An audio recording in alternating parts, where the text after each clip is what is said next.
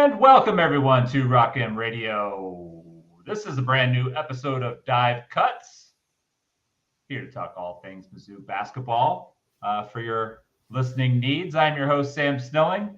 And with me today, two Matts for the price of one.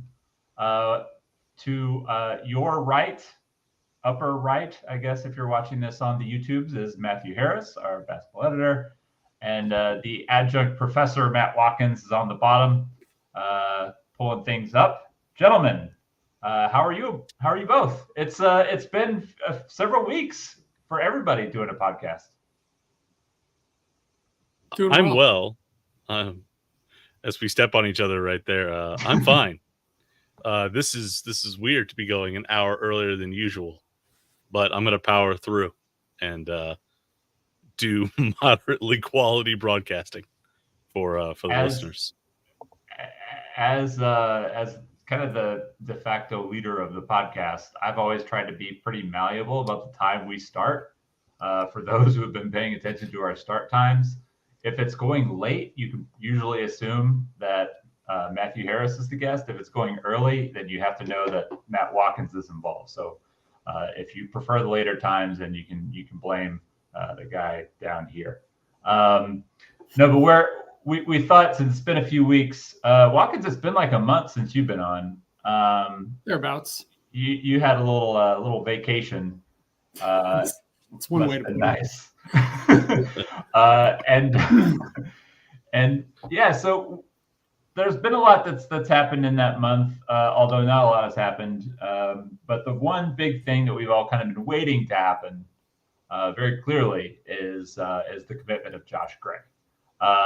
Commitment of Josh Gray did finally happen. He is finally a Tiger, or going to be, I guess. Still technically needs to be enrolled, but the commitment happened. The graphic went out. That usually means that NIL papers have been agreed to, and we should see Josh Gray joining the roster. Mr. Watkins, since you've been the longest without talking on the podcast here, what are your impressions of this finally coming to a conclusion? Well, I've been very busy at work, and it pretty much coincided with the last time that Mizzou had any activity as far as signings go. So it kind of feels like I didn't miss a whole lot. In that month or so that we were waiting for official word. But as far as Gray himself, I think it's a good pickup. I mean,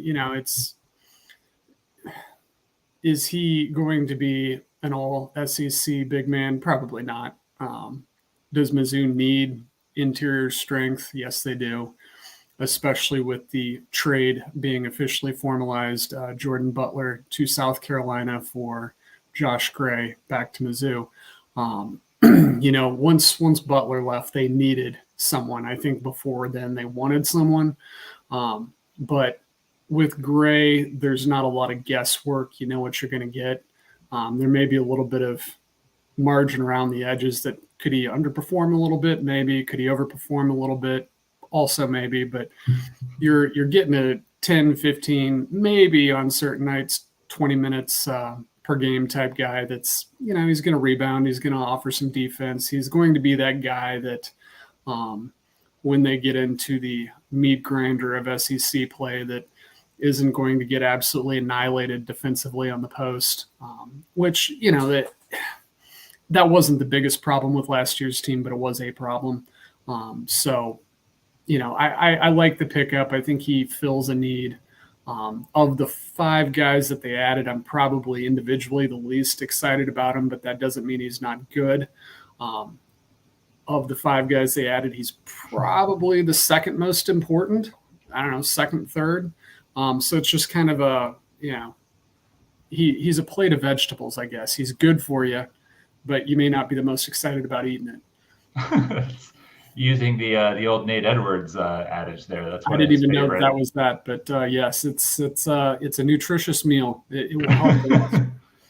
Yeah, in the early days of the Drinkwitz era, Edwards would frequently talk about eating your vegetables well, there you go. and building up the roster and all that kind of stuff. and doing what's necessary. And that's definitely like one of these things that Gray is going to provide.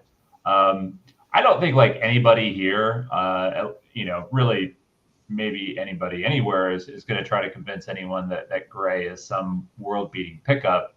But for what Missouri was looking for and what Missouri needed, he's pretty on the nose. Big physical guy, defends the ball well, rebounds well, can block shots, can provide some level of rim protection, some beef. He's strong. For a team that has been absolutely horrendous and interior defense, pretty atrocious at the rim defensively, and absolutely has not been able to secure defensive rebounds. He's a guy, he topped out last year, I think at like 18 minutes was sort of like the most he played all year. Like, that's probably going to be his role at Missouri. And if you get a guy who's going to step in and sort of top out in like the high teens for minutes, but he's going to give you those things when he's on the court, like replaying what he did for South Carolina last year, I would not be unhappy with that. Mr. Harris?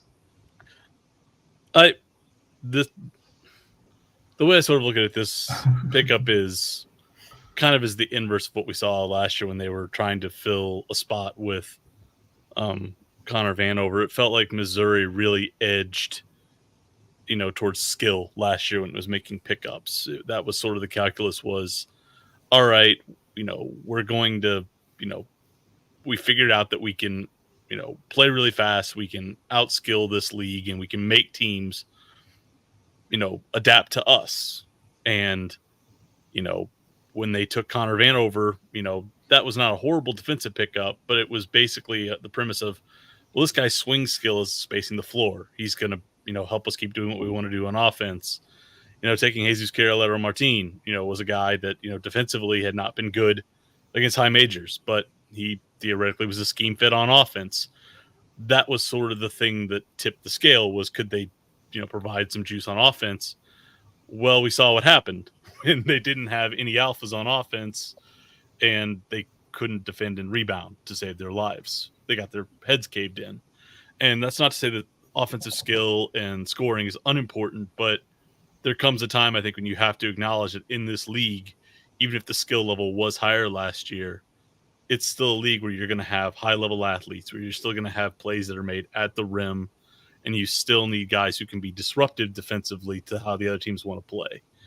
Josh Gray does that. Like, I don't, when I've been on the pod the past couple of times, even when I wrote the commitment piece, I'm not trying to sell anyone on the idea that Josh Gray is going to come in and jump from 4 points a game to 10 or 11.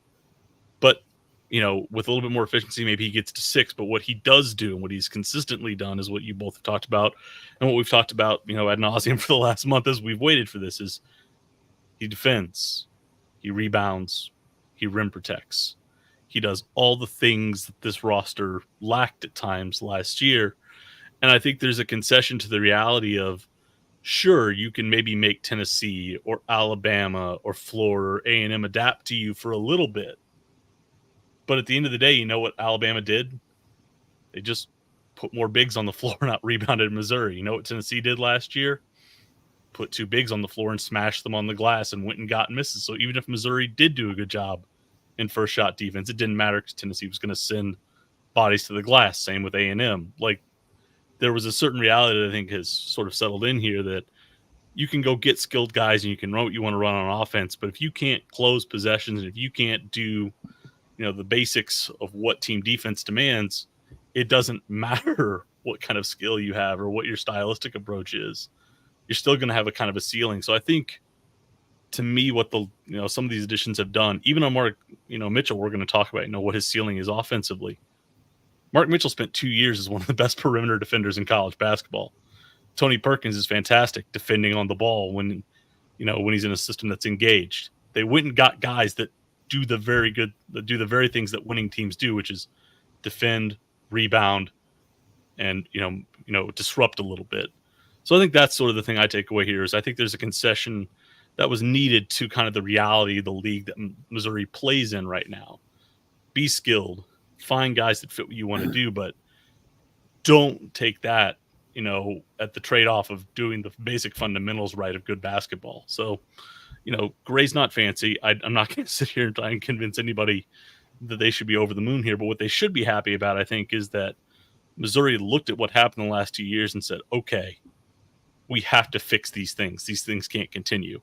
I think it's a recognition by this staff of where they are and what they need to do to maybe take that next level. I think they can play a style that's fun and that's open, but it can't be forsaking all the very things that are going to, help them find some consistency. So that's not a fun way to view it, but that's sort of how I've come to sort of, take in this offseason for them. Yeah, I think one of the things that, when you cover a lot of analytics, you talk about analytics, you look at things in this per possession basis, right? And one of the things that Missouri was able to get away with 2 years ago that they weren't able to get away with last year was the amount of possessions that they bled on the defensive glass. Giving their first shot defense was good enough to really be an elite team, but where they ended up getting crushed was, the defensive efficiency numbers were poor because they were giving up so many second chances. It doesn't matter. If you're really looking at cleaning up your margins, and I think this is one of the things that we always talk about, how do you flip games? How do you get from 6-12 to 12-6? And that's basically there's always going to be games that you should win at home. There's always going to be games that you should lose on the road. What do you do in the middle? And what you do in the middle is generally determined by incremental changes at the margins. Missouri had to understand that you can be as efficient as you want to, and they were 2 years ago one of the most efficient offensive teams. You know who else was really efficient offensively last year was Alabama. And Alabama got beat a lot because they couldn't stop anybody. And everybody's on board, the Alabama, train coming in here, especially if Mark Sears comes back.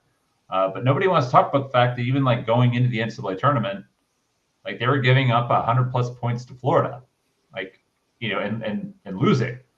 So until they started actually kind of getting some stops in that inning, getting defensive rebounds, and however you want to, equate defensive efficiency, this was always going to be something that was going to concern you during the Gates era until you saw it fixed. And I think this sort of naturally gives us the pivot to talking about the transfer roster class as a whole.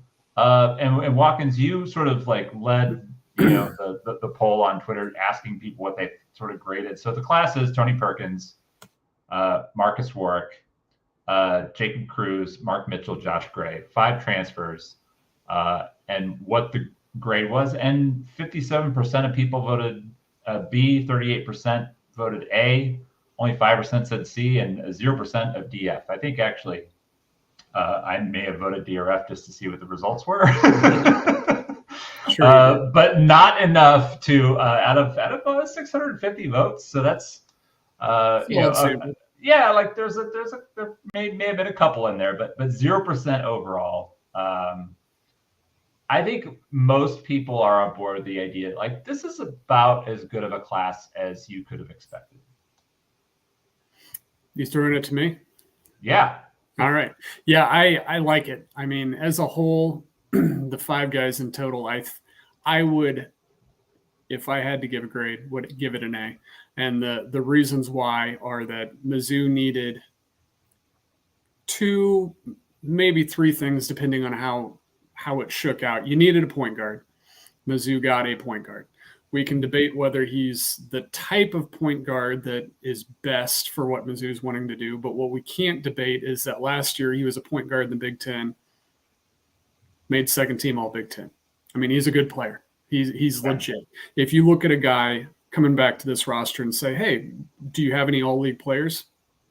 Tony Perkins. I mean, what else do you need to see? The Big Ten is maybe not quite as good as the SEC. Maybe it's better. I don't know. It's a irrelevant debate to me. They're both high major teams with multiple elite teams and tournament quality teams. So the things I like about him are that, as Matt Harris mentioned just a minute ago, he can be a very good defender. He's 6'4". We all love Nick Honor here, but there were times last year as a point guard that he simply couldn't defend because guys shot over him. It's a limitation. That's gone. So I really like the Tony Perkins edition. And then also with Mark Mitchell, he has, at least to my knowledge, not been an all high major league player yet, but I think he has the highest ceiling of anyone on the team personally. And when you look at what Mizzou was lacking in last year's team versus the 2022-2023 edition with Kobe Brown, Mark Mitchell is not yet Kobe Brown as a senior, but where he tracks very similarly is to Kobe Brown after his sophomore year. As we all remember, Kobe couldn't shoot. I mean, he was a 23% three-point shooter. Kobe has a little bit better passing skill in my estimation than Mark does, but I think Mark's a little bit more athletic. Yeah. But where the similarities merge is that I think he's going to be used in a lot of the same ways that Kobe Brown was. And when you look at last year, Noah Carter was tasked with that, wasn't quite up to it, playing the point, we'll call it, from the high post. Jesus Carolero couldn't shoot, couldn't really defend, so that was always going to be a problem. But with Mark Mitchell, you're adding a high-level future NBA prospect in my mind at that position, and if just one or two things go well that he hasn't already shown, I think you're adding a guy who's immediately capable of being an all-league player in the SEC, especially in this system. With Mark going to a different team, I may not say that, but with Mizzou, I think the fit is great. So to me, you added two immediate impact, high-level starter types that are going to be impactful for winning in the SEC. Then you drop down a notch, and not to diminish the other guys, but I look at Jacob Cruz as a one-skill guy. He's 6'8", but his one skill is probably the most important in basketball. He shot, 41% from three-point range last year, did it off the catch, did it off the bounce. Having a guy like that is vital. Even if he's maybe a little bit of a defensive liability, we'll see. We'll see how he transfers up, but he's really good in that regard. And then also Marquez Warwick, he's probably I don't want to say the weakest defensively, but that's the biggest question mark with him. If he was a total package and he was Northern Kentucky's all-time leading scorer, he would have been highly, highly coveted instead of just getting high major offers. But I think what he does is he gives you that usage aspect that Mizzou was probably lacking going into last year. And what I mean by that is he's a guy that's going to get shots up and do it relatively efficiently. And as I've said, probably on every podcast, someone's got to shoot the ball. So having him do that is helpful. Yeah. And then, of course, Josh Gray, who we've already talked about. But, all the itches that needed scratched have been scratched, and they've added 2 all-league players along the way, at least in my estimation. It's hard to do anything but say that's an A, at least in terms of results. Yeah. We talked about this last night. I still view this as, the same way that I had, math teachers through high school and at college. There's results, and then, there's still one where you got to put pen on paper and you got to show how you got your answer. And you may get the proper answer, but there may be some points lost along the way from process. It doesn't diminish, the results, it doesn't make it any worse. It's just, there's some areas you could clean up, or maybe you could, get ready for the final. To me, it's a B+ class. And I say that as like an 88 or an 89. Like, it's not like versus an 87. It's close. Well, it's closer to an A- than it is a straight B. I think the one thing you do have to account for this is they went into the portal looking for a big. I don't think a big was ever really in need for this team. I think some people would say Jordan Butler looked like he struggled at times last year. Jordan Butler played the appropriate amount of minutes for what he was rated coming out of high school. I thought, when I went back and looked at the tape down the stretch run, I thought another season of strength and conditioning work would have gotten him to the point where a lot of those issues would have been addressed, particularly against more traditional fives. Didn't you write about that last fall? Yeah. I wrote about all this last fall, and hey, all those things came true. And, I don't think his freshman year was atypical whatsoever. I get that maybe that you would have wanted to see more from the jumper, but freshmen sometimes shoot the ball poorly. There were no alarm bells going off in my mind about Jordan Butler's development after a freshman year. If they had wanted to go get Josh Gray off the rip and bring him in and say, look, we just had injury issues last year. We want to make sure that we have another depth piece. And, we might want to put a red shirt on Trent Burns just so Trent can get a year, just so we know we've got some depth. But Jordan, we're invested in your development. Looking at Terrace Reed, a guy who, I think has not quite played up to his potential yet, doesn't mean that he won't get there. Dan Hurley believes in it enough to bring him in and have him replace Donovan Clingan. So that's not a knock on Terrace's quality, but the thought is you needed to bring in a guy who was going to give you proven production, who was going to be ready to step right in and do that. I don't know if Terrace necessarily qualified for that. There was still some risk associated with that. You were still going to have to develop Terrace a little bit. But, Jordan can see, when Missouri's recruiting a Terrace Reed or even a Javon Porter who can slide down and play the 5. And, that guy is one you committed a lot of energy to recruiting, and he goes out the door. Now you have to get a big. Mm-hmm. And as I wrote about this week, when he leaves, there's a paucity of starter level bigs. Did you need to go down that road at all? Did you have the opportunity cost of developing a big you liked coming out of high school? And are you now in a position where your bigs as a group, this is not to pick on them, are probably your weakest group here? And, we just spent time talking about how Missouri needs to be better, rebounding needs to be better on interior defense. I think they're going to be better, but would Josh Gray have made a materially better difference, or would developing Jordan Butler into a guy who could play 24 minutes a game with a depth piece made a difference? So I think you have to account for that. I think that there's and in this area, it's hard to go through an offseason unscathed. I think maybe they got into a situation where they didn't have to go look for a big, and they may have cost themselves a developmental prospect. That's not to say Jordan Butler is going to become an all-conference level guy, but I think they could have just kept it simple, taken 4 guys, developed Butler this offseason, and still, if they had wanted to, go back and gotten Josh Gray for depth.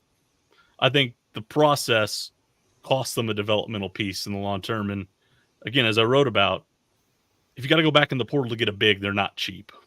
They're, so I feel like you have to account for that process somewhere in there, even if it's not showing up right now. I think it's something that you have to at least point out. You could dock them for that. So that's sort of how I get to the B+. But everything Watkins said about all the other guys, the other 4 that were brought in before we got to the big man situation, can't find anything to nitpick there. I think he's absolutely on point with all of those things, with all the sort of points that he made. So Sam asked us to grade the class, and then Matt broadened it out a little bit and grade the roster management situation. So I agree with some of the things he said. Grade the class. He's looking at it like a physics equation instead of I don't think that was quite the question. That's fine. You're on the record now. Well, you were both on the record as giving them a better grade than the F- that I gave them on the forums. True. I was accused by Ala Tiger of being hacked. I was not hacked. I was making a joke. It's the second time I've made that joke. I did so. I think what was that our private Slack conversation? I said that as well. I do not think it was an F-. I probably am a little bit more towards high B than a complete A. I've been on record all spring as wanting a second ball handler. Maybe Warwick turns out to be that guy. Maybe not. I don't really know how they plan on using him at this point. But what I wanted is I really wanted a point guard and a secondary ball handler and somebody that you could mix in at the point with Robinson. That's what I thought was going to be a better mix. Warwick throughout his career has not really been a primary ball handler. or even really a secondary ball handler. He does handle the ball a lot. Maybe that's enough. But if we're strictly going on what I would have done, since I'm not really in charge of this, it doesn't really matter. But yeah, I probably would have moved more as a secondary point guard, a combo guard. I do like the pickup of Mark Mitchell. I know you'll be shocked to learn that. Bold stance. Bold. Sam likes good player. I like talent, and honestly, like this was the conversation that we've all had surrounding like Terrace Reed, and and even Javon Porter. Like I was always more on board with going down the Reed route because I believed in his talent and what he was projected to be, and just sort of thought he was going to stall a little bit in a system that really wasn't taking advantage of his overall skill set. And I think you see a lot of those same things in Mitchell. Clearly coming out of high school, Mitchell was the higher recruited player. I mean, he was a McDonald's All-American. It's hard to argue with somebody 6'9", wing forward who can guard all 5 positions. Oh God, what a terrible thing to have on your roster. But overall, yeah, I'd say like it's a high B. I hope that they're still able to take this influx of talent along with everybody that's coming back and find a way to make the rotations work. I think that's going to be my transition into our next topic here. I don't like that view. Let's go to this one. And that's the roster count. It's the Missouri basketball roster for everybody to see here on YouTube. If you're on rockm.plus, the forums, I posted it there. I think a scholarship count thing post is coming maybe this weekend to Rock'em Nation, the main site. But here we go. We have 18 total spots. Still a possibility of maybe some additional walk-ons coming on. But that is a full roster, especially when you're talking about 4. We're including Caleb Grill. I don't think we're breaking any news here by placing a theoretical bet that Caleb Grill is going to be on the roster next season.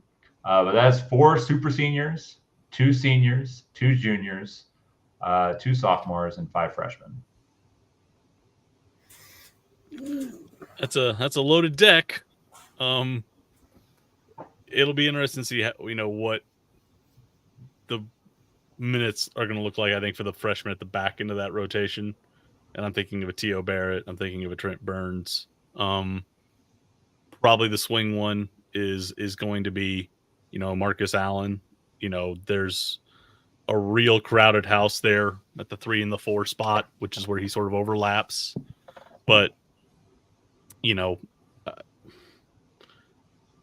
I think they're probably going to be able to go 10 or 11 deep, which is what they've aspired to do. The question's going to be, I think as the season goes on, you generally see teams kind of winnow it down and really find the 8 or 9 guys, usually around 8, that work best for them. So I think they can start wide, but it's going to be interesting when they start to get into February and maybe they want to start chopping things down a little bit, who falls, towards the back of the pack right now. But right now I'd sort of look at those 3 freshmen, that aren't Honor Batang and aren't Peyton Marshall and sort of say, what do their minute allocations look like at this point? I think when I looked at Bart Torvik's projections, the cut line was sort of falling down there around Marcus Allen, around the 10th or 11th spot. But there was a, pretty good consensus that Batang and Marshall were going to see some minutes. So we'll see. But otherwise, I think it's pretty easy to spot who's going to be in the rotation next year it's going to be Caleb Grill, it's going to be Tamar Bates, and then it's going to be the 5 newcomers. That's going to be your 7-year guys. And which Jeremy freshman? Sanchez. Don't sleep. Don't sleep. And there's something to be said for enthusiastic bench mob. And as much as Jackson Francois tried to carry that torch last year, it maybe needed a few more wins to kind of help the other guys get involved. But Maybe we just needed more enthusiasm. Jeremy Is that what it Sanchez was? picked up an endorsement from Benny Buckets, so that's good enough for me.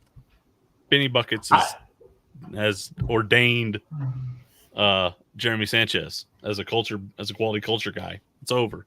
What more do I need to hear, quite honestly? What more? What more do you need? I think it is important, and I also think that if there's one thing that the staff and really, you know, the other players have done really well is sort of keeping the overall culture in the roster and making sure that, you know, guys at the back end of the bench are still involved and wanting to kind of be a part of it.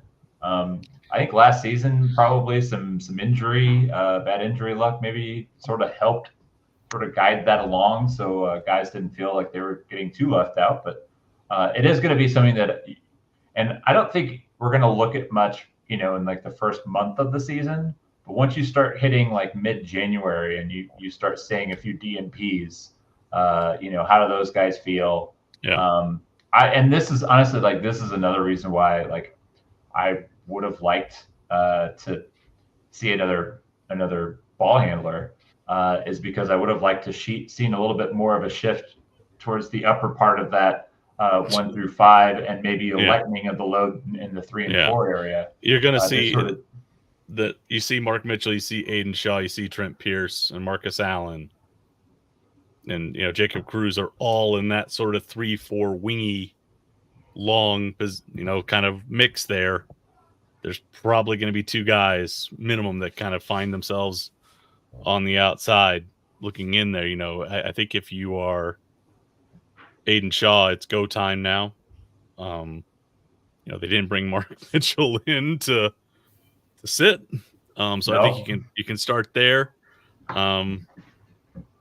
You know, I think Marcus Allen, they can sort of, you know, pitch on a developmental kind of year. But if you're Aiden, it's you and Trent now, I think, really fighting for who's going to maybe be in that second, you know, 4-man spot, who's going to be second, who's going to be third.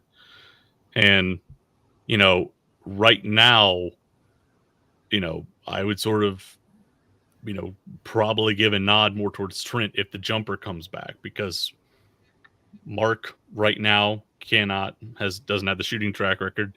You might need more of a spacer at the 4 at times. You know, you could slide Cruz down, or you could just play Trent Pierce there. So it's going to be interesting to see what, you know, Trent and Aiden do. It's go time for both of them. You know, I think last year there was a bit more runway for both of them to get more minutes. Obviously, Trent had some health issues and some injuries that sort of precluded that. But Aiden just didn't shoot the ball. And that's not going to fly this year. There's enough guys that will gladly hoist up shots. So I think this is going to be interesting for those two and where they are in their development. You know, so that's really where I think sort of the rub happens. But maybe Watkins, you know, also has some areas where potential competition could shake out. I mean, it's going to be competition up and down, but I see that more as an opportunity as opposed to a hindrance. You know, Fair. We've got 10 players returning and 5 incoming freshmen. All of the freshmen were regarded as being quality high major prospects. You know, last year Mizzou was in a position where they needed those guys to be ready, and they had 3 of them. This year, maybe the case where they don't need them to be ready immediately, and maybe with that lack of pressure, they 1 or 2 steps up, you know, and becomes a valuable member of the rotation.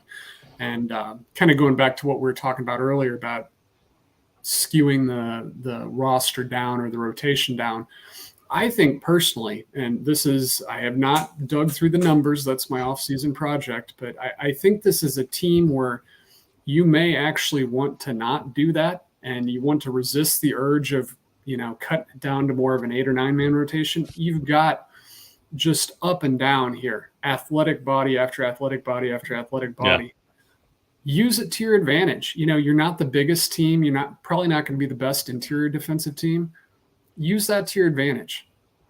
You know, press teams, create havoc, just generally run teams off the floor. You can do that with this group of players. Mizzou didn't have that the last 2 years. Both of their starting lineups had guys that prevented you from doing that. They were good at other things, so you didn't want to do that. But this year, I finally see a template coming together in whole versus in part, where it was last year and maybe not really at all the first year. Speaking defensively in terms of transition here, that there were multiple times last year where Mizzou had guys on the floor that didn't even look like they belonged on the same defensive team together, like with what they needed to do. You've got athletic guys like Ant Robinson, who is great at pressuring the ball in transition, and you're playing next to a guy like Nick Honor, who we like Nick Honor, but he's not that type of player. He's a half-court player. His transition game is shooting 30-foot pull-up threes, which he was pretty good at. But it's just an entirely different process or different type of guy. Whereas this year, instead of Nick Honor or Sean East, you're going to have a Tony Perkins next to him. And guess what Tony and Ant do? They do the same thing. They both like to pressure the ball. They both like to get out and run in transition. They both like to pressure the rim. Those are great things. So, when you look at the roster as a whole, those freshmen kind of fit into that scheme. The guys they brought in from the transfer portal fit into that scheme, and the guys that they returned from last year also fit into what they're trying to do. I think playing 10, 11, maybe even 12 guys hitting the court in a given night, not for significant minutes, obviously, but I don't see that as a problem.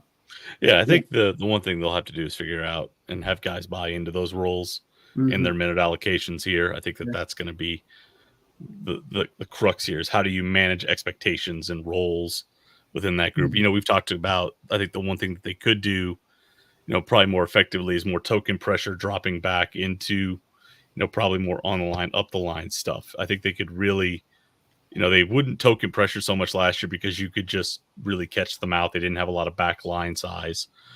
I think what they've got now is enough size and athleticism on the perimeter to where they can do that now. They can be a little bit more aggressive in terms of denials and rotations.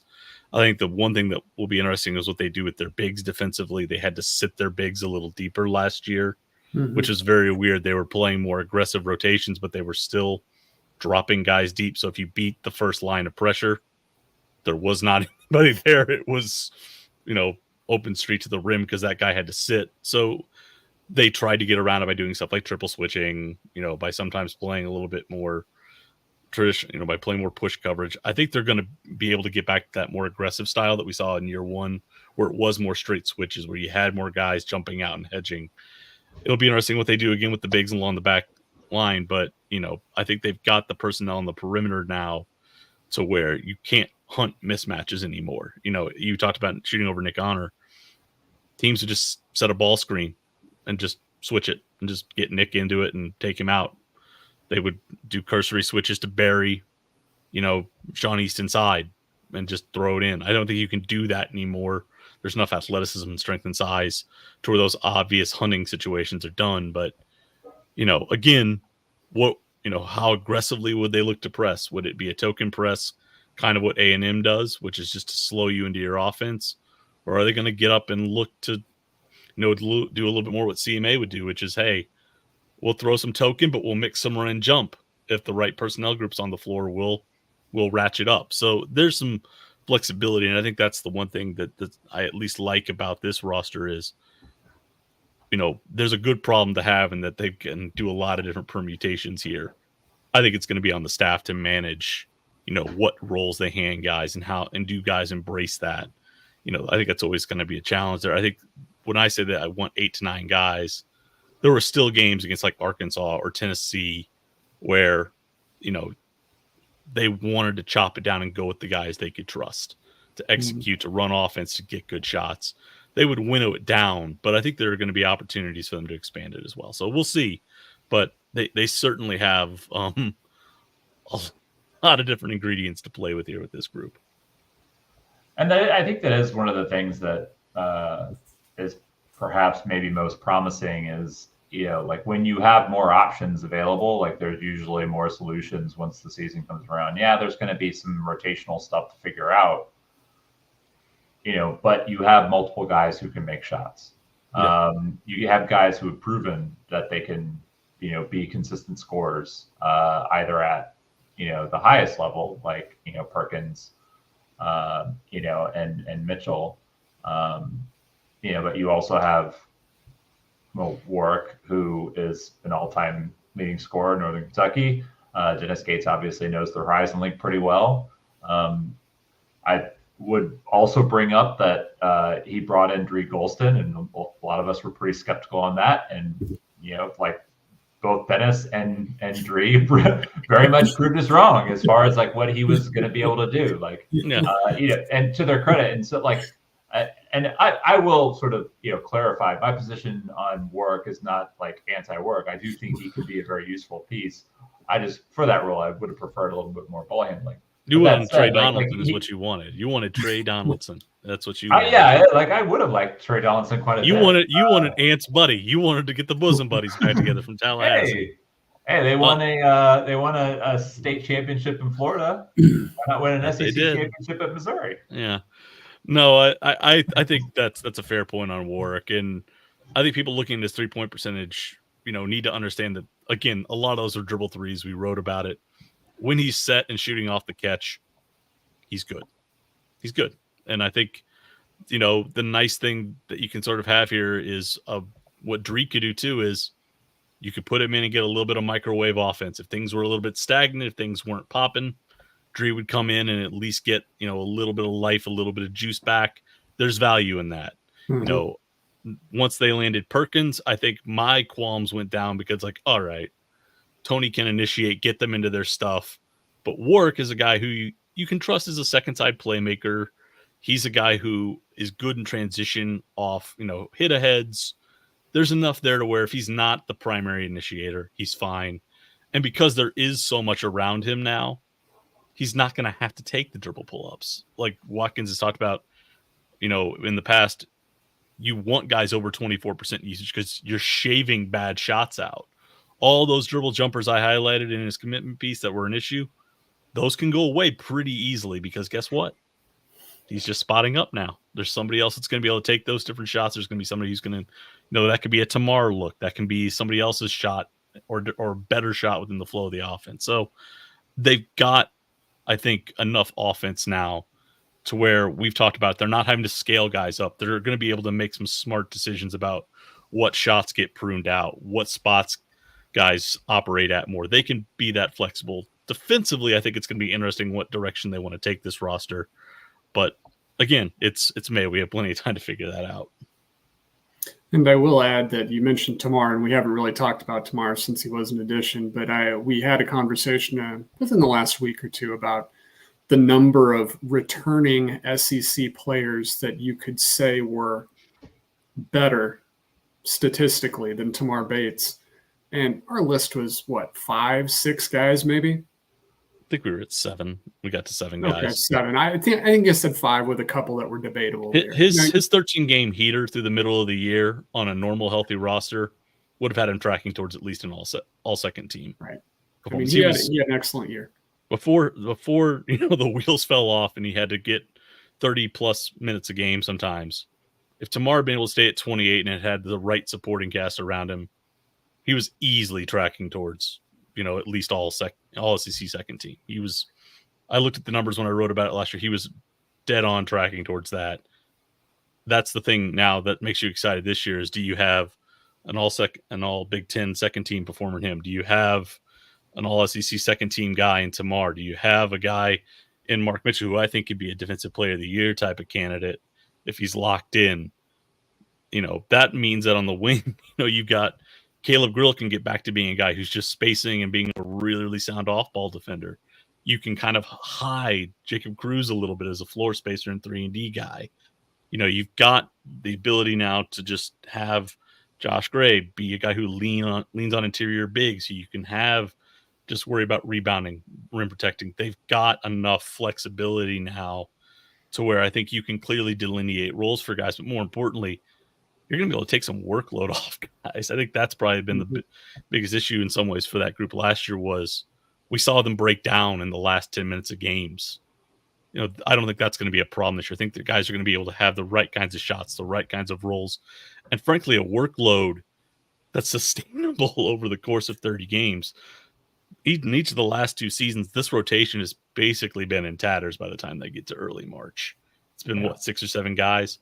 For sure. Yeah. I don't think that that's going to be a problem with this roster. I think they're going to have enough depth to keep guys fresh, to keep guys healthy.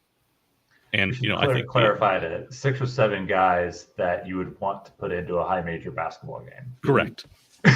Yes. And that they did. Yeah. Yeah. Because there were like last year, there were more than 6 or 7 guys available at the end of the year there. But whether or not some of those guys you'd want to, put them in the game or not. So I think like kind of there was a small kind of news leak about Mizzou playing Lindenwood, but I don't think we really need to get into that. We can save that for a later date. The Earl Austin Classic, baby. Yeah, the last thing that I wanted to really kind of bring up is one of us, it was not me, and it was not the guy in the bottom, spent an entire weekend watching grassroots basketball at EYBL in Indianapolis. I believe it was Matt Harris. Matt, you went to the EYBL. I would suggest that if you're watching this, you're subscribed. So please go read it. It is very thorough notebook on all the goings on of the Mizzou staff and kind of what the expectations were as far as the weekend was. If you are not subscribed and you're listening to this on your regular podcast feed, please go subscribe. Rockin.plus. You can read Matt's entire thoughts on his weekend in Indy and basketball gyms. Any high points you want to touch on right now? If anybody would love to start financing Jalen Harrelson, I would more than encourage that to happen. He's a top 10 prospect. He's very, very good. I think the one thing that I didn't realize until I got to see him up close was just how truly versatile of a wing he is. He is going to be slotted as a 3. But I think I wrote in my piece, I watched 3 games in 3 different days. He took on a different role each day. One day he's, coming up as a primary initiator, getting Indy Heat into its offense, making good passes out of pick and rolls, playing under control and, really and almost like a point guard. The next day, he needs to take over as a dominant wing scorer, and he's absolutely eating defenders alive on straight line drives, getting to the line. I think he shot 11 of 14, 12 of 20 from the floor, 11 of 14 from the free throw line, 4 of 9 from deep, 37 points, just ate up. That's Vegas elite. That's pretty good. And then on Sunday, Sunday is the getaway day, and coaches are just used to trash panda basketball. He wasn't great, and some rim finishing, some jumpers weren't great, but the guy, did grimy work. He got points on stickbacks, angle cuts, baseline cuts. I think he scored 6 points alone just off doing what your coach tells you to do in 4th grade. If a guy's going up for a layup, follow it up for a rebound. Got 6 points just off following up missed layups. Yeah.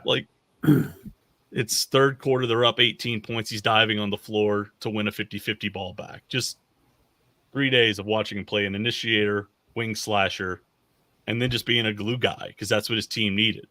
I think that was the biggest thing that stood out to me. If they would like to take Nick Randall early, they're in a good position there. I don't know if that's a move they'll make, but Nick Randall's a really, really, really good player out of Vashon. I think the one thing that I liked about him is, we've talked about Missouri's issues rebounding. Nick Randall can rebound. He's +7 wingspan, rebounds well outside of his area, understands how to play good sound positional D, doesn't hunt blocks, just really sound on that end of the floor. Already showing signs of being a potential connector in the spots that, Missouri's offense needs to work. Tony Irons coaches Vashon, and Vashon has his stylistic approaches, but when he gets out with BBE in the summer, the offense looks totally different, and the spots that he plays in are a little bit different, with Randall. And the kid can make plays at the elbow. He can, step out. He's trying to step out and extend his range at the top of the arc. He can run some dribble handoffs. He can make good dribble at reads. He's fantastic passing off the post. He's number 90 in the composite right now. I think that's because, sometimes the shooting and the scoring is a little bit inconsistent, but everything else that you want to see from the guy who fits that weird 4-5 hybrid in the system, he does really well. The other thing I would say is, they were tracking Jasper Johnson. He's been on campus in November. Jasper's reopened things. Louisville and Kentucky are going to go hard there. UNC's going hard. We'll see if they can hang in for him. I didn't get to see much of Dorian Jones, who was in last month for a visit. The one thing I will say before we get out of here is and I think it's important to sort of bring it up just to keep things, manageable. Aaron Rose had a really rough spring so far. I think he's only shooting around 38% from the floor. Turnover rate is 0.85. Averaging 0.73 points per possession, and only attempted 6 threes so far. It has been a little bit of a slog for him. Mocan in general, I think, is on like a 7-game losing skid. They may not make Peach Jam, which is unheard of. But Rose hit a little bit of turbulence in his development, and I think part of that is, he's still a guy who maybe is 155, 160 pounds, sopping wet. Listed at 6'1", which might be generous. The rim finishing is an area that's going to need to get cleaned up. He's an insanely fast straight line in the open floor. He can get into the middle gap, but sometimes, plays around the rim are tough for him. Opponents have clearly figured out that if you cut him off, he's going to hunt elbow jumpers. They sit on that. And, if you put bodies at him in front of him in slot pick and rolls, if it's not a straight line attack, there's not he's not putting guys in jail. You're not seeing snakes. You're not seeing some of the kind of really nice trade craft that you would want to start to see maybe from a point guard who's going to look to set some other guys up. Will that get better? Is this just a kind of a funk he's in right now? I think, we have to understand that that's going to happen to guys. And that he's on a roster right now that I think systematically is not going to be kind of what he plays at the collegiate level. But it's important to note that it's been a little bit of a bumpy stretch for the guy who's in the boat. And, I think a lot of people are saying top 25 kid, plug and play, ready to go day one. He's having a little bit of a bumpy patch right now. So we'll see how he comes out of it and how Mocan comes out of it. But, I've watched him, in every game this spring, and he's had 2 really good ones, and there have been 2 or 3 clunkers, and otherwise it's just kind of been a slog for him. So I'll just put that out there right now. That's not to say he's not a great prospect, and that all the traits that we love about him aren't still there, but there's some things that are going to have to get figured out, going out of the summer and into the fall. So we'll see if, how he responds to the adversity of that. But those are sort of the big things that stood out to me, as I sort of went through the weekend.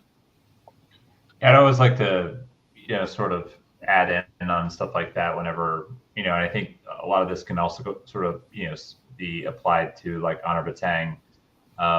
There's a reason why he's not like a top 5, top 10 prospect. Right.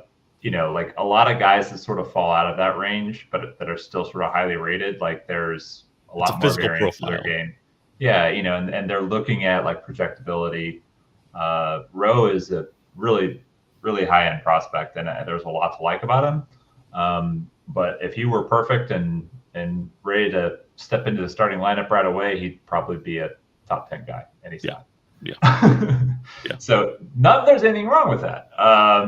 So I don't think you're unhappy about getting an early commitment from a top 30 kid, regardless of that. Kid. Yeah. But it is something worth noting, and I appreciate you kind of bringing that up. Gentlemen, is there anything else that we need to hit on before we get out of here? It is we are at 54 minutes of being live. Roster's done. It's summer mode, baby. It's summer mode. We are officially on the bi-weekly podcast now. So next week you'll get Before the Box Score. We'll go week after that. And I think Chad and Chase Daniel are going to connect. I think tomorrow is what the plan is. So you should have something on Friday. Watkins, any final thoughts before we get out of here? I was just thinking when Matt was talking about his EYBL, journey this weekend that Jalen Harrison, if he were to commit to Mizzou, could we get Matt Harris to do a comparison of his game versus Woody Harrelson? It's Jalen all day. It's Jalen. No, I want an actual breakdown of it from the movie to Jalen Harrison. I want the full matchup. Look, Woody's got more. Woody's got more in the mid range than Jalen does. That's not even a question. I need to see the clips of both. Look, I'm going to say this: if you like a guy who plays off 2 feet, it's Woody Harrelson, baby. There's some good ball fakes, shoulder fakes. Jay Wright would love Woody Harrelson. He'd put him up, be like, "Look at this, 2 feet on balance, keeping his options open, understanding how to manipulate defenses with ball fakes and shoulder fakes." Look, it's not even a question here. If you like a guy who people under the age of 35 have no idea what we're talking about right now. They don't. They don't. But Woody Harrelson and Whiteman can't jump. Elite player off 2 feet. Don't even ask like I haven't even thought about this equation. So there's I saw it on Twitter the other day. I had no idea this happened, despite me always wanting to watch as much Arsenio Hall show as I possibly could in the early 90s. There was a video of Woody Harrelson and Arsenio Hall on the Arsenio Hall show playing basketball against each other. And watching it makes you realize how many movie tricks existed in White Men Can't Jump. Woody looked a lot better in the movie version than live on TV facing off against an equally uncoordinated Arsenio Hall. Look, you asked me to character here, and that's what I did. I took the tape I was given. That's why we do. That's why we go. That's why we go to live evals. It's making my point for me here. Imagine if we had been at the park watching that. We'd have been like, "No, I don't think this guy's gonna make it. I don't think he's got it." But no, we had bad scouting tape. We had early Twitter mixtapes. Is what we had in White Men Can't Jump. That's what we got, and we evaluated off the tape. We had practice clips in Hawaiian shorts. That's what we did. That's what we did. So we are going to get out of here. If you are not subscribed to this podcast on your podcast app, please do subscribe. It does help us. It helps with the downloads and all those things. Make sure you're subscribed there and on YouTube. I'm not really sure what the YouTube subscriber thing does, but that's always helpful too. And if you are just listening to this on the podcast, please subscribe to Rock M Plus. You can read Matt's great EYBL eval. You can read our predictions from months ago about Mark Mitchell and Josh Gray and all that kind of stuff that did come to fruition. And hopefully some really great other content from other sports coming soon. Thanks everybody for tuning in. We'll see you in 2 weeks. I'm not sure who's going to show up for it, but in 2 weeks, somebody will be here. Have a good night. Thanks for tuning in.